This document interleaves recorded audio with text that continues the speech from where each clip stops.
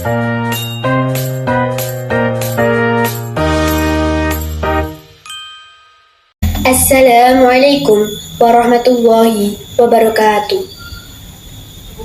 Nuwun kula nuwun ingkang kinurmatan pamirsa MTSN kalih kita Blitar. Ingkang kula bekani Bapak Ibu Dwijo lan para mitra kinasih ingkang tansah bagya mulya.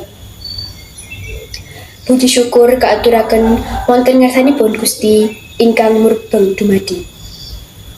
Awit saking sih kawasanipun ingkang sampun paring saketahing rahmat, kasesaran, kawilujengan miwah kabegyan. Satemah panjenengan sedaya lan kula saged kempal menunggal wonten ing papan menika kanthi kawontenan bagas saras nir ing sambekala. Para rawuh ingkang satuhu silistya ing budi wonten ing wedal samangke, kula pun Aisyah Syarafina Basir badhe ngaturaken sesorah kanthi irah-irahan piwulang budi pakarti tumrap generasi muda. Para kadang muda taruna ingkang sinaket ing manah owah king siring jaman dadosaken ewah-ewahan tumraping tatanan pagesangan mliginipun tumrap generasi muda. Unggah-ungguh kados sampun boten dipun kadosaken malih. Tata krama ugi sampun boten dipun nesu. Menika saged dipun raosaken wonten pagesangan ing bebrayan ageng. Generasi muda kathah ingkang sampun nilar supasita, tata krama lan budaya ajeng kinajenan dumateng sesareng. Para kadang muda taruna ingkang jinaket ing manah sumengkih ingkang saged adamel prihatos inggih punika kiranging tata krama wonten pagesangan sedinten-dinten utaminipun para muda.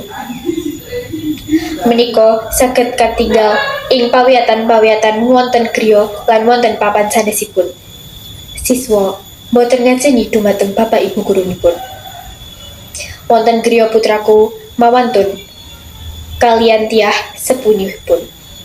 Matur kalian Bapak Ibu kirang trap silanjipun lan tasih kathah malih kadudasan-kadudasan sanesipun ingkang nggambaraken para muda ingkang sampun nilar adab tata krama. Para rawuh ingkang satuhu kinabekten kangge gawakani perkawis punika panjenengan dalah kula mliginipun generasi muda gadah kewajiban ambudidaya amrih budi pakarti luhur saged ngrembaka malih boten ical lan cures katerjang kamejangan jaman. Piwulang budi pakarti boten namung dados tanggung jawabipun para dwija kemawon, ananging ugi masyarakat dalah kulawarga. Piwulang budi pakarti luhur kedah kawiwitan saking kulawarga. Amargi menawi tata krama unggah-ungguh sampun dipun keladi wonten kulawarga, mugi-mugi budi pakarti luhur saged tetep lestari. Para kader muda taruna ingkang anaket ing manah, monggo panjenengan dalah kula sareng-sareng grengseng kaken piwulang budi pakarti menika kanthi kala giling tanpa kendhat. Lumatar kagiatan sadinten-dinten media sosial lan sak panunggalanipun.